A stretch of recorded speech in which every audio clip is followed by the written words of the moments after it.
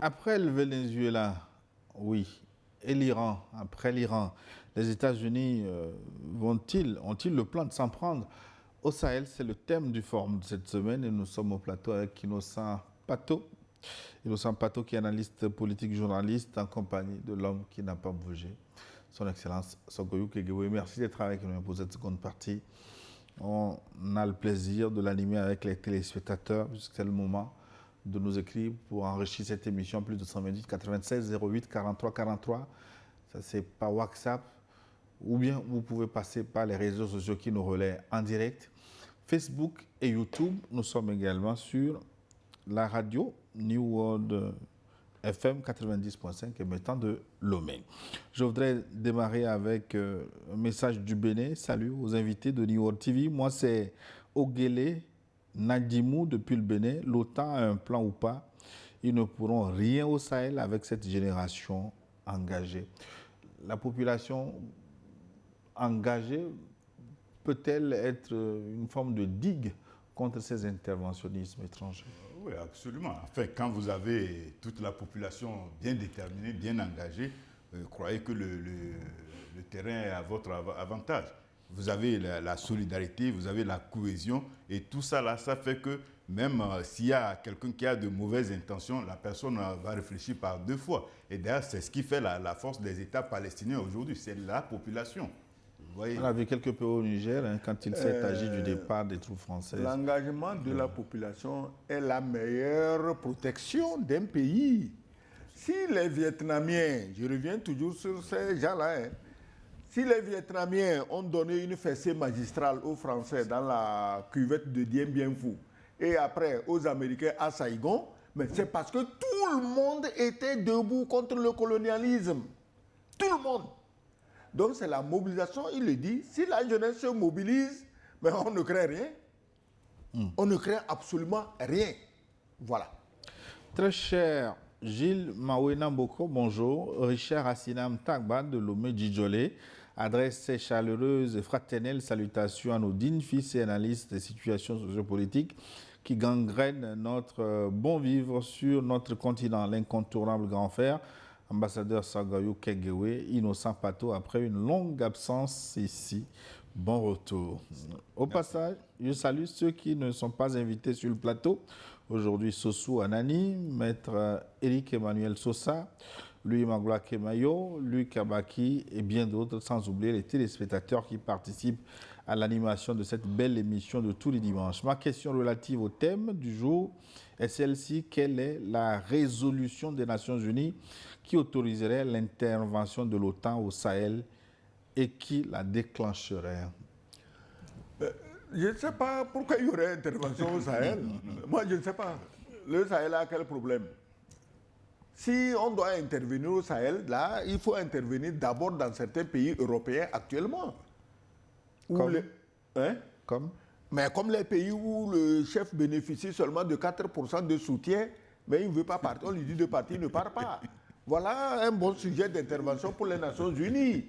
C'est-à-dire que c'est rester au pouvoir contre l'avis du peuple. Mais sinon, il y a quoi au Sahel? Les Sahéliens gèrent bien leur pays. Ils font leur guerre à eux. Personne ne meurt pour eux. Ils meurent pour eux-mêmes. Alors. Bonjour mon plateau préféré. Et très ravi d'être au rendez-vous de ce dimanche pour la deuxième messe. Je salue au passage Monsieur Gilles, le meilleur journaliste et modérateur que j'admire beaucoup. Merci beaucoup. Je prends votre compliment. Sans oublier l'incontournable Baobab, Papa Sogoyou et bien sûr le frère Innocent. C'est une très grande fierté d'être au rendez-vous pour ce forum. Soyez richement bénis. L'OTAN, tout comme la CEDEAO, est en situation d'agonie et sa mort est juste une question de temps. Témoin le retour de l'inattendu des États-Unis dans le Sahel, le retour inattendu des États-Unis dans le Sahel, ainsi que celui de l'Union européenne, car ils ont tous remarqué que le Sahel est purement et simplement convoité par la Chine, la Russie, la Turquie, ainsi que d'autres puissances. Malgré tout, nous devrions rester très vigilants. Néanmoins, soutien total à l'Iran qui se bat pour sa souveraineté. Un bon dimanche. Bon dimanche, on te vient chez Grosse aus Hamburg. Arthur Draogo. Donc, depuis d'accord, Hambourg. Au nord de l'Allemagne. Ouais.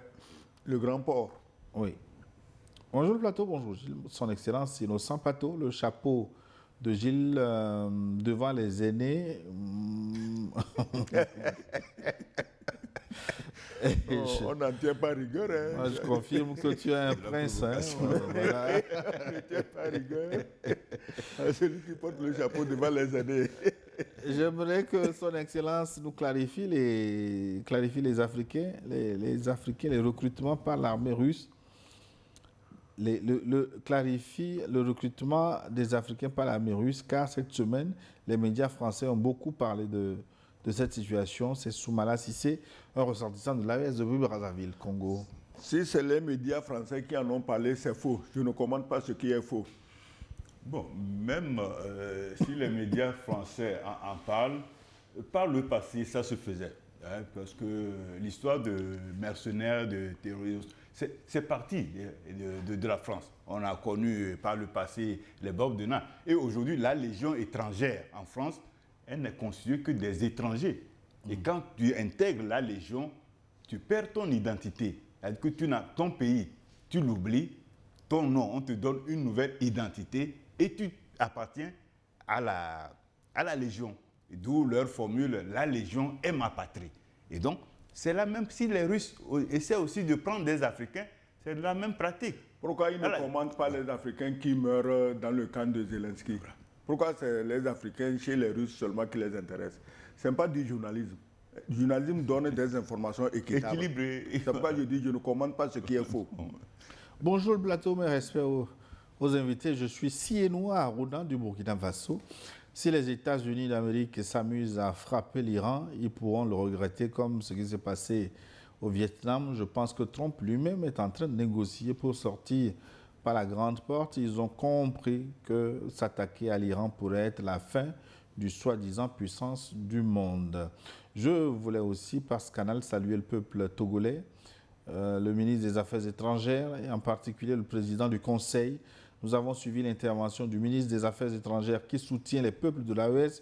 C'est quand vous êtes dans les difficultés que vous connaissez vos vrais amis et vos parents. Et le Togo est vraiment un pays frère. Merci aux autorités togolaises pour le soutien indéfectible. Merci à vous et bon dimanche.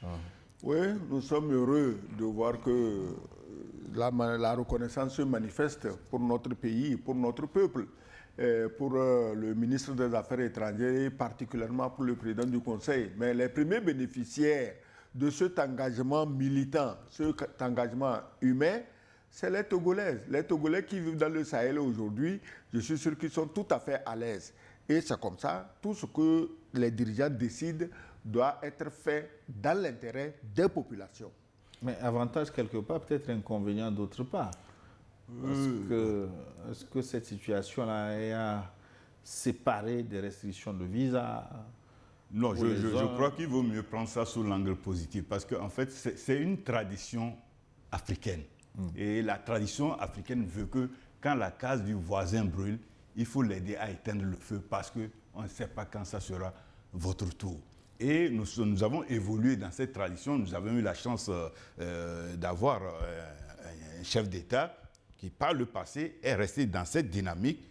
Et Dieu aidant, beaucoup de ses collaborateurs, les gens autour de lui, ont appris de cette sagesse et nous l'appliquons aujourd'hui. Et j'avoue que ça fait bien parce que, comme le dit son Excellence, quand tu es au Burkina, par exemple, tu dis tu es Togolais.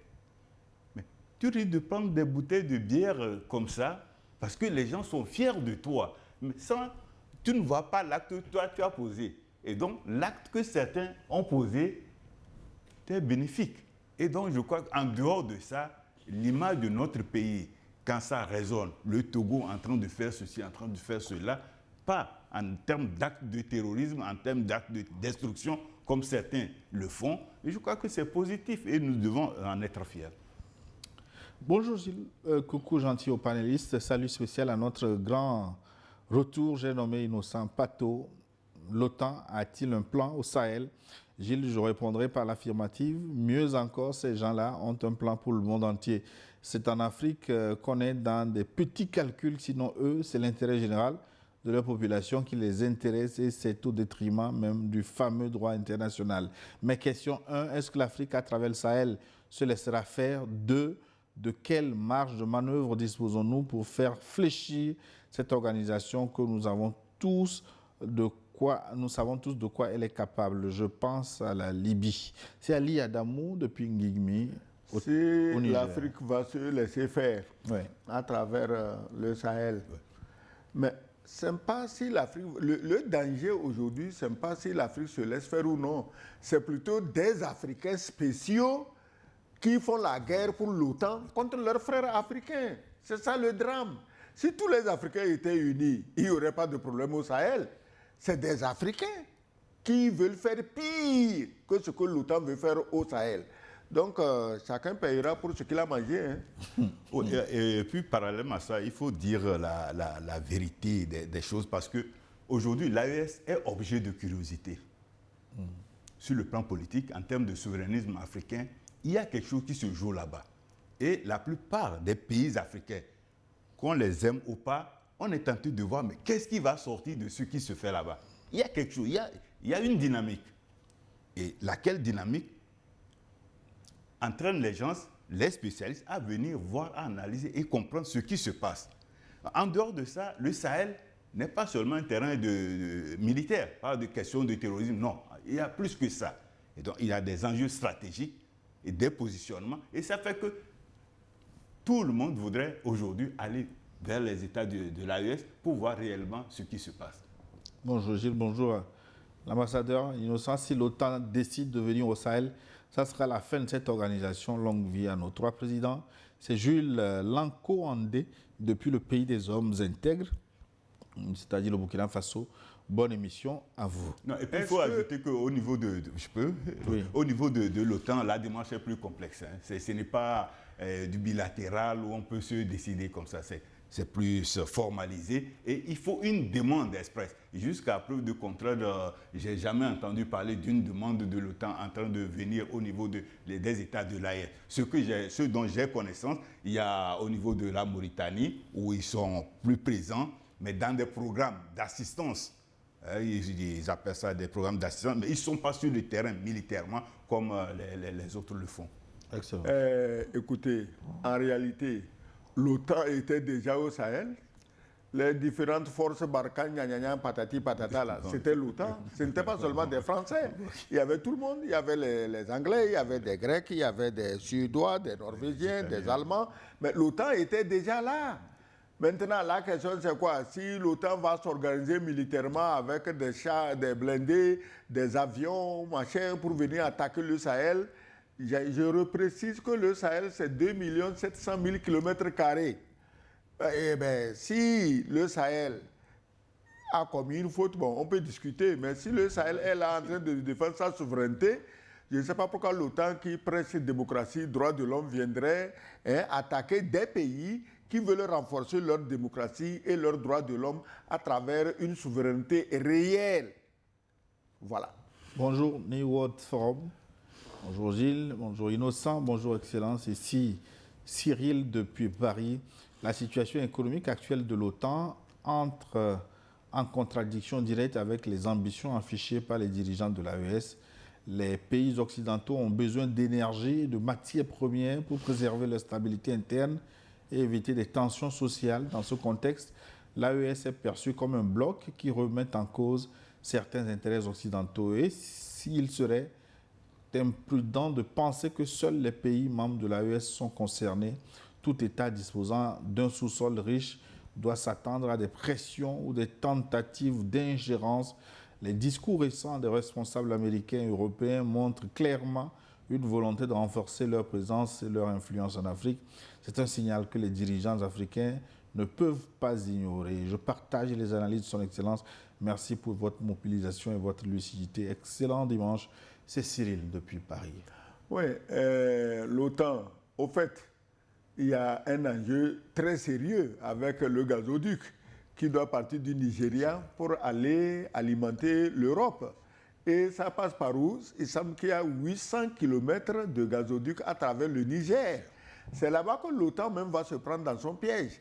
Maintenant, vous allez laisser votre gazoduc entre les mains de vos djihadistes, ou bien vous allez prendre des dispositions pour que ce soit l'État nigérien qui s'assure de la sécurité de vos gazoducs. Je crois qu'il y a un piège là-bas et on attend de voir comment ils vont surmonter ça. C'est 800 km à travers le Niger. Est-ce que le Niger refuse? Non. Mais par contre, d'autres refusent que le pétrole du Niger passe chez eux. Et ceux qui refusent, c'est les élèves de l'OTAN, les meilleurs élèves de l'OTAN. Alors, maintenant, il faut craindre que demain, qu'il y ait la réponse du berger à la bergère. C'est tout. Bonsoir New World TV. En voyant la situation actuelle, nous sommes éventuellement au bord de la Troisième Guerre mondiale. Au lieu de dire le Sahel, moi je dirais que l'Afrique de l'Ouest risque de servir de terrain de théâtre, de combat. Et bienvenue les dégâts. Je vais juste demander aux pays ouest-africains de faire un bloc pour traverser cette tempête noire. Ibrahim Traoré a parlé d'hiver noir, cette tempête noire que nous risquons de traverser. Mais c'est très dommage quand je vois l'attitude de certains présidents africains, notamment les pays de l'ex-communauté CEDEAO, qui est déjà décédé. Vous dites, après l'Iran, j'ai une question pour vous. Est-ce que vous êtes sûr que l'OTAN va gagner cette guerre en Iran? Les Iraniens ne sont pas comme les Africains qu'on déstabilise facilement. Ils sont unis, patriotiques et nationalistes. C'est Kazoulé Mazbalo qui nous envoie ce message de Cotonou au Bénin. Oui, la force de l'Iran, ce n'est pas seulement l'unité, le patriotisme, c'est sa force scientifique. C'est ça qui fait peur aujourd'hui. Ce n'est pas l'unité. Si vous êtes unis 1000 moutons, un seul fusil de chasse vous allonge à terre en 2 minutes. Mais ils sont scientifiquement loin, très loin de ce que les Occidentaux imaginaient jusqu'à ce jour. Donc c'est ça qui va les sauver. Donc en Afrique, au lieu de continuer dans des structures moutonnières de promotion de la langue de tel ou tel autre, mais attaquez-vous aux sciences pour que demain vous puissiez vous armer.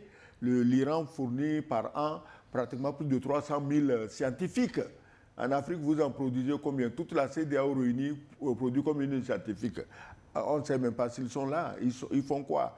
Où sont vos centres de recherche? Il n'y a rien. Même le simple manioc et maïs qu'il faut cultiver pour manger, vous ne savez même pas faire des recherches pour améliorer sa production. Alors ne parlons pas d'armes. Donc c'est toute l'Afrique qui est en danger. Vous avez bien dit, ce n'est pas seulement les pays du Sahel. D'abord, sans les pays du Sahel, la CEDEAO n'a pas de profondeur stratégique. Il reste juste une petite bande côtière que tout bon aventurier européen, avec son bateau ancré sur la côte, peut traverser en une journée. Donc la CEDEAO a perdu tout avantage stratégique sans les pays du Sahel. Aujourd'hui, on devait oublier ça et s'atteler ensemble aux intérêts des Africains et non des Africains qui défendent les intérêts de la France et des Africains qui défendent les intérêts des Africains. Je crois que cette division est la pire idiotie que les Africains puissent commettre après celle de l'esclavage. Bonjour les champions, merci pour les efforts que vous faites pour vraiment l'indépendance de l'Afrique noire, surtout. Papa ambassadeur, docteur Gilles, et votre co-débatteur, il s'appelle Innocent Pato Malembo. Aujourd'hui, c'est la loi de la jungle, la loi du plus fort. Et chaque Africain, enfant comme grand, lettré, comme illettré, politicien comme paysan, homme d'affaires, chacun doit savoir qu'il doit tout faire pour rendre son pays très puissant par son économie et son armée, sans oublier le côté santé autre. Et puis deuxièmement, il faudrait que tous les dirigeants des pays de l'Afrique francophone fassent tout possible pour suivre New World Forum, car vous êtes indépendant et vous prêchez la vérité. Au lieu que ces chefs d'État écoutent des gens qui ne cherchent que leurs biens, leurs intérêts et n'arrivent pas à dire la vérité. La recherche scientifique et l'innovation, sans oublier le financement de la production, doivent être les priorités de l'Afrique, sans quoi, un beau matin, l'Afrique va se retrouver dans une situation plus lamentable. C'est Josué Taz qui a écrit de Barkwasi, au nord du Togo. Non, le New World Forum est écouté gratuitement. Mais les autres chaînes, elles vont présenter des factures en milliards aux chefs d'État et les chefs d'État africains aiment payer ce qui est inutile pourvu que ce soit très cher. Quand c'est cher, ils adorent, ils payent. Mais ici, New World n'a jamais rien demandé à personne, donc peut-être ça ne les passionne pas. Mais pas tous. J'en connais que ça intéresse parce qu'ils sont conscients du peu que nous faisons pour réveiller la majorité. Mais votre intervention m'appelle une scène pathétique qui circule abondamment maintenant sur les réseaux sociaux. Que, l'arnaqueur d'un président africain. Oui, l'arnaqueur des présidents africains. En fait, ce n'est pas l'arnaqueur. C'est l'entourage des présidents africains qui organise les arnaques. Un président africain, on n'arrive pas à lui, c'est-à-dire que tu ne peux pas venir de Chine, d'Arabie, de France, d'Amérique, tu atterris à l'aéroport et puis tu vas dans le bureau du président. C'est l'entourage qui monte l'arnaque. Souvent même, c'est l'entourage qui souffle à l'étranger ce qu'il faut demander au président et lui, il appuie. Après ça, on se retrouve autour d'une bouteille de champagne et puis on se partage le butin. On sait comment ça fonctionne, hein, Gilles. On sait exactement. Sinon, donc ce n'est pas le président qui est fautif. Le président a confiance en son collaborateur. Et le collaborateur vient lui dire, ah, Excellence, Monsieur le Président, il y a ça en matière de communication. Si on le fait, c'est bien pour notre pays. Qu'est-ce que tu veux? Que le président aille se mettre à étudier des archives pour voir si le type-là, il est le bon ou le mauvais? Non. Donc, en cela, les chefs d'État n'ont commis aucune faute. Hein. C'est leur entourage plus ou moins pourri qui organise ces ballets sataniques. Que faire maintenant? Oui, que faire je dois préciser que ce dont parle son Excellence, c'est un problème réel un peu partout. Au Togo, au Burkina, en Chine, aux pays africains, c'est un problème réel. L'entourage est très très souvent un problème pour le chef de l'État. Et ce qui fait que des fois même, il y a des dossiers qui ne sont pas crédibles, mais qu'ils défendent pour qu'on essaie d'opérer. Et eux, ils pensent en premier à leurs intérêts. Ça ramène au problème. Ils sont dans l'ombre. Quand ça chauffe, ouais, enfin, il faut personne ne les connaît. Et même ils jettent le tort sur le président dans l'ombre. Bon, maintenant, qu'est-ce qu'il faut faire? Ça rejoint le vrai problème de la corruption. La corruption. Parce que tu prends un monsieur qui était ton égal, tu le mets à la présidence et en 5 ans, il peut t'acheter. Il peut t'acheter facilement. Il ne faut pas être jaloux des acquis des gens. Moi, je ne travaille pas comme ça. Bon, excusez-moi si j'en fais un peu trop, mais je crois que voilà des éléments. Parce que quand il peut t'acheter, ce n'est pas avec son salaire. Hein. C'est pas avec... Mais il y a des situations. Je donne un exemple. Au département d'État américain, quand le diplomate il sort, le cadeau qui dépasse $200, il est déclaré. Il est remis au département d'État. Est-ce que c'est parce qu'on nous dit, parce que là-bas aussi, il y a des pires formes de corruption, affaires Epstein et consorts? Non, je crois que c'est ce genre de langage qui fait que... Non, moi je veux simplement dire que la corruption existe partout. Je n'en disconnais pas. Elle existe. En matière de corruption, les Africains sont de petits amateurs. On sait où il y a les corrompus. Oui. Et l'affaire Epstein est en train de nous montrer ce qui se passe. Okay.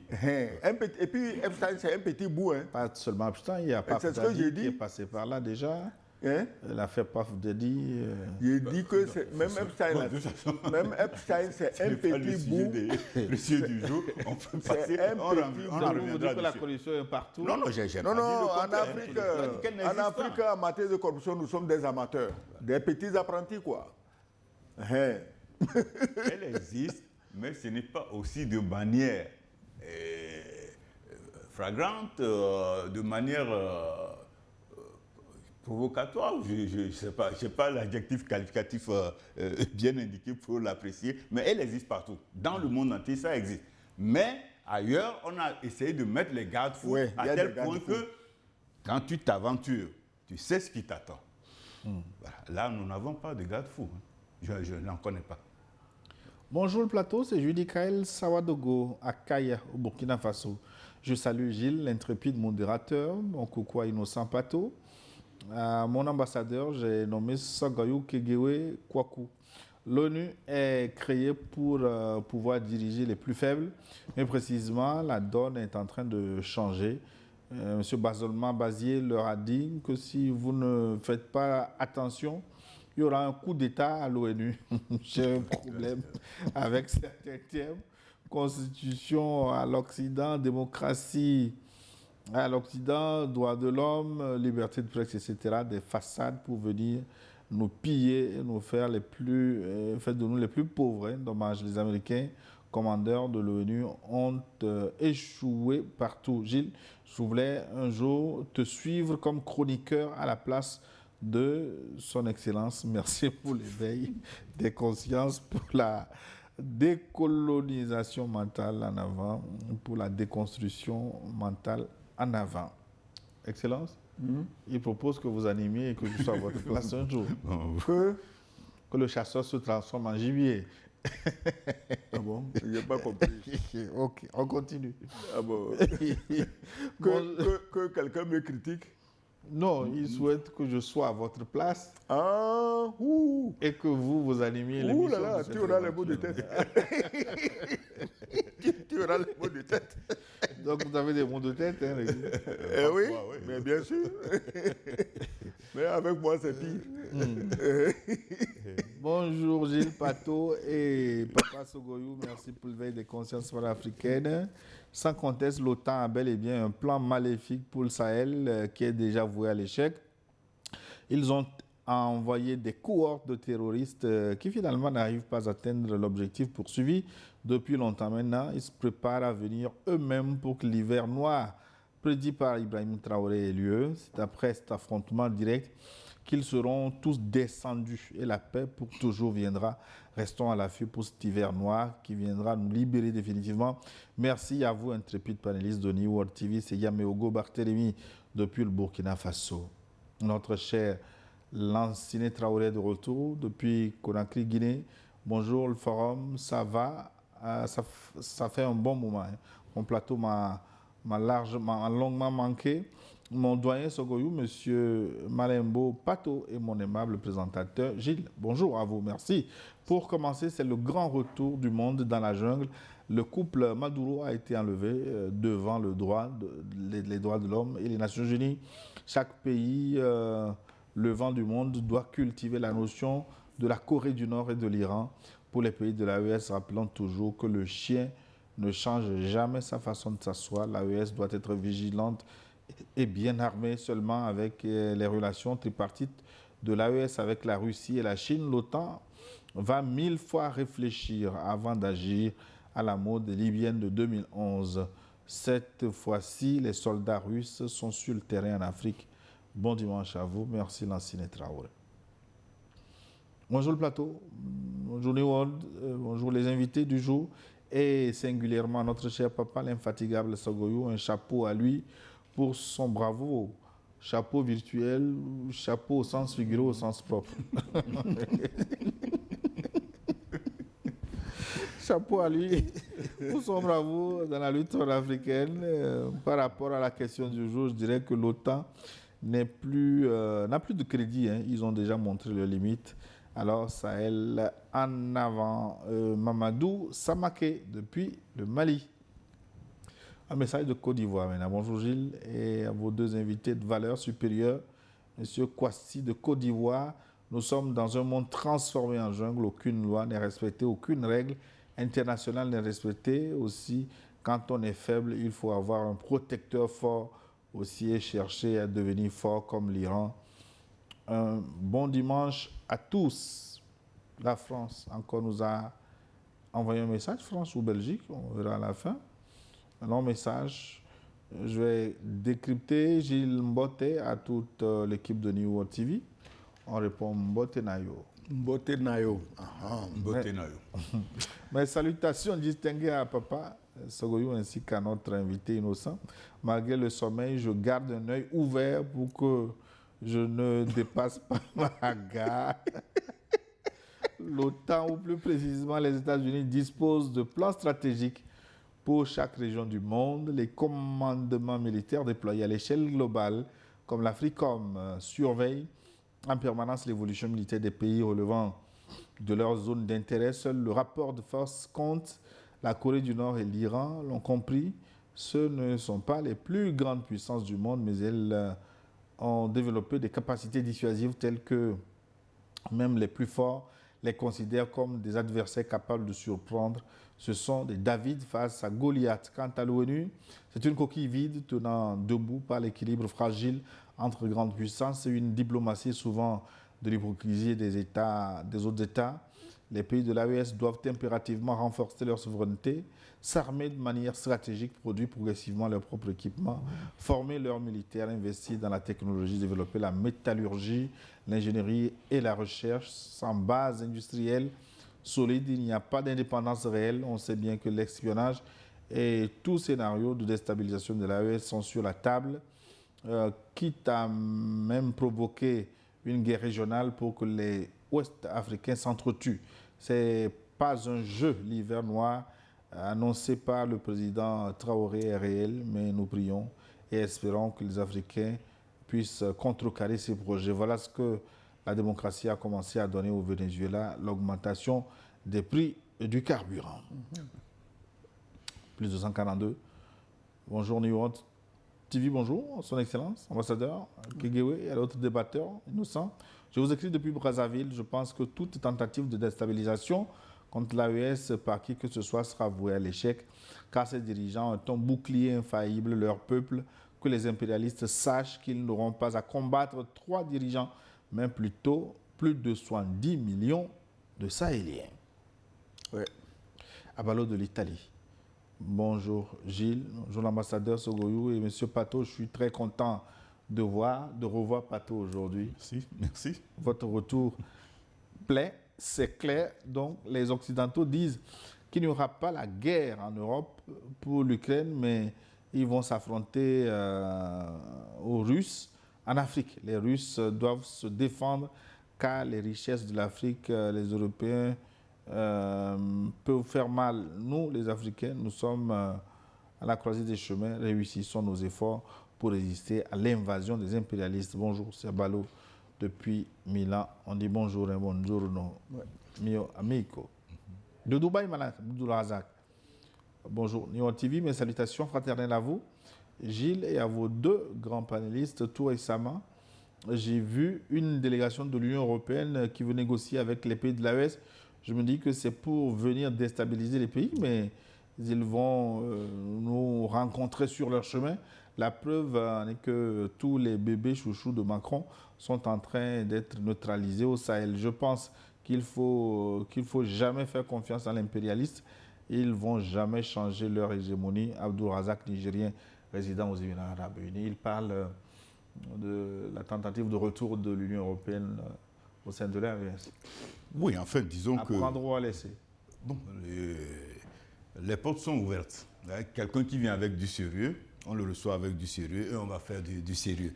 Parce que les dirigeants des États de l'AES ne sont pas des plaisantins, comme le sont certains dans la sous-région. Ils ont un objectif précis pour leur peuple, ils ont une mission à accomplir et ils sont dans un défi à relever. L'organisation AES, pour beaucoup de gens, ne devait pas tenir pour 3 mois.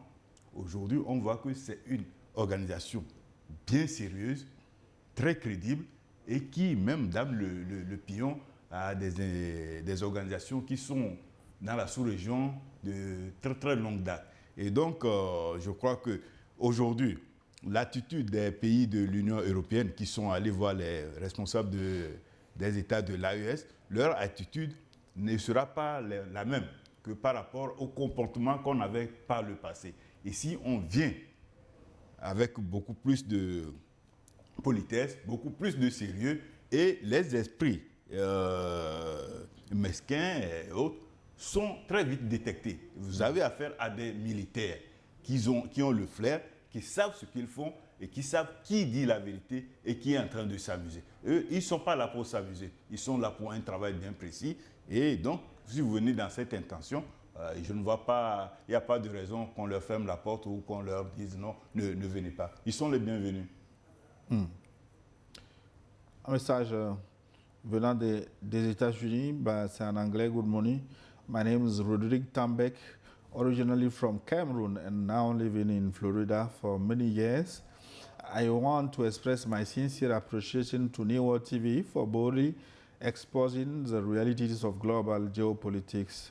The ambassador spoke truthfully and courageously. For too long, certain superpowers have hidden behind the language of human rights in democracy while strategically advancing their own interests and exploiting the resources of weaker nations. Today, that illusion is fading. Nations are awakening, the hypocrisy is being exposed, and the old tactics no longer deceive as they once did.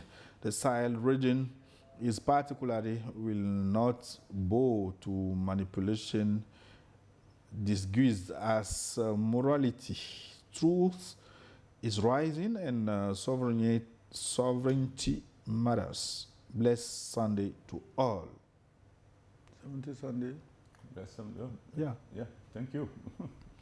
Bah, Innocent comprend très bien, il a fait les États-Unis. Donc, Bon, c'est bien. Bonjour Gilles, bonjour à vos invités. Pourquoi Trump veut être maître du monde en attaquant les souverains? Que le monde entier s'unisse pour barrer la route à cette dictature. Magloire Nyazingbe depuis Sokore au Togo. L'histoire de démocratie, c'est une idiotie qui ne prend que les naïfs. Donc, tout le monde sait qu'il n'y a pas de démocratie. C'est la domination, c'est la force, c'est l'exploitation, c'est l'argent, c'est la richesse, c'est tout. C'est ce que tous les pays cherchent. On ne cherche pas la palabra démocratique. Un ami est de retour aujourd'hui. Salut Gilles. Salut le plateau. Nelson Mandela disait que le silence du juste fait plus mal à la victime que les actes du méchant. J'accuse aujourd'hui les États russes et chinois pour leur mutisme, comme si tous cautionnent l'impérialisme avec des méthodes différentes. On rejoue le même film avec un nouveau titre, le naïf, la brute et le truand. Si la brute décide d'agresser l'AES, elle ne manquera pas d'arguments et nos deux truands feront semblant de regarder ailleurs. Toutes mes excuses pour la longue absence. J'ai profité de la retraite pour voyager et jouir des petits-fils. C'est Maglibé Machatom. Hein. Ah, d'accord. Merci. J'espère depuis les pieds des monts Barbabassa. Ok. C'est c'est Innocent qui a provoqué les retours aujourd'hui. Hein. Maglibé Machatom. Et Léopold Coton également est dans la place. Ouais. Bonjour Gilles, salut spécial à mon très cher doyen Sogoyou. Bon retour au grand frère Innocent. Bon retour également à vous, hein, Léopold Coton. La folie guerrière actuelle des États-Unis ne saurait se manifester dans l'AES. S'il le tente, ce sera la fourmi dans les narines d'un éléphant. Imaginez la suite. Hein. Vive l'AES, vive l'Afrique, vive New World. Soutien indéfectible au professeur Franklin Yamsi Wakamone et Madame Nathalie Yamb, tous deux torturés par la France, jalousement. Le Paul Coton. De Cotonou au Bénin. Chacun est dans son rôle. La France est dans son rôle de combattre ceux qui l'empêchent de voler gratuitement les Africains, mais ces patriotes aussi sont dans leur rôle d'empêcher la France d'exploiter, de saigner l'Afrique. Je me nomme Cabral, un peu comme Mika Cabral. Après l'Iran, peut-on se demander si l'OTAN a un plan pour le Sahel? Pour ma part, je pense que la question mérite d'être posée dans un monde où les grandes puissances défendent avant tout leurs intérêts. Les États-Unis et leurs alliés ont toujours cherché à préserver leur influence stratégique. Or, le Sahel, riche en ressources et situé à un carrefour géopolitique sensible, attire forcément les convoitises. Aujourd'hui, on assiste à une recomposition des influences avec la présence accrue de la Russie et de la Chine. Cette rivalité nourrit le sentiment d'une lutte d'hégémonie permanente où les États africains risquent d'être instrumentalisés. Mais au-delà des stratégies occidentales ou orientales, la vraie question est celle de notre capacité à nous organiser. Seule une Afrique forte et unie autour d'institutions solides comme l'Union africaine pourra défendre ses intérêts et éviter de subir les agendas extérieurs. L'unité du continent n'est pas une option idéologique, c'est une nécessité stratégique. Un message venu de la Côte d'Ivoire. La France maintenant, salut le plateau. Juste pour dire bravo à mon frère Mawena, qui s'est très bien exprimé en anglais et qui sera bientôt le porte-parole de Fofo Donald Trump. Big up à tout le monde, signé Abalo depuis la France. Je vais parler, j'ai juste lu Expérience et Sogoyou Kegiwe et Innocent Pato parle mieux anglais que moi. Oh non, c'est pas sûr. Oui, mais vous êtes même trilingue ou quadrilingue. Vous parlez français, anglais, allemand, cabiais. Ouais. Et vous bricolez les V. Attends, je le parle mieux que toi. Ah bon? Hein? Moi, dans mon enfance à l'école, la première chose que j'ai apprise, c'est à parler et lire EV. Ah. Oui. Donc vous le parlez correctement. Correctement ou non, je t'ai dit ce qui se passe. Je vous inviterai pour un forum en éveil. Bonjour New World TV, merci à tout le peuple togolais et à New World TV pour les multiples soutiens à l'endroit de l'AES. Si tous les Africains pouvaient prendre l'exemple du Togo, l'Afrique allait s'unir, mais malheureusement, certains Africains préfèrent les ennemis que les amis. Mais chacun paiera le prix de ses actes. Ouais.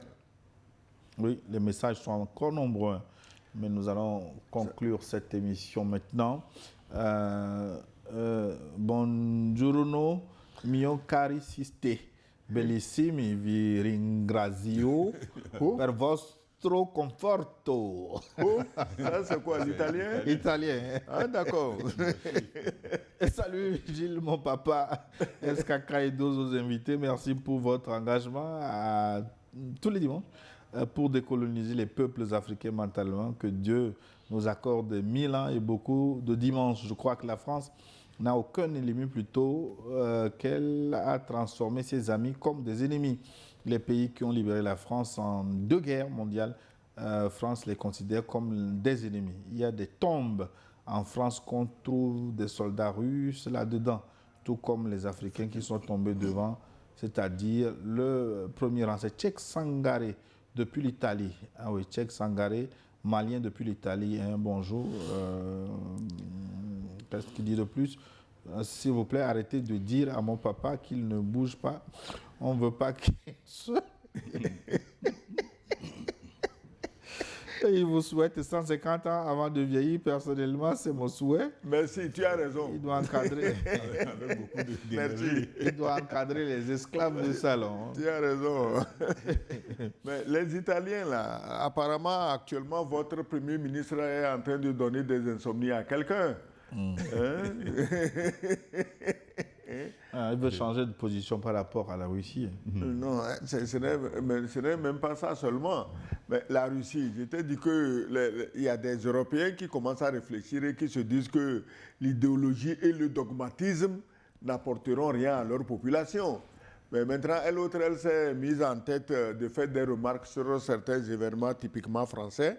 Et le président français lui a dit non, occupe-toi de ton pays, chacun doit s'occuper de son pays. Alors quand en même temps le même président français, tu le vois dire aux Russes de ne pas toucher à l'Afrique parce que l'Afrique c'est lui, tu te dis mais si l'Afrique aussi est son pays, je suis d'accord avec lui que chacun doit s'occuper de son pays.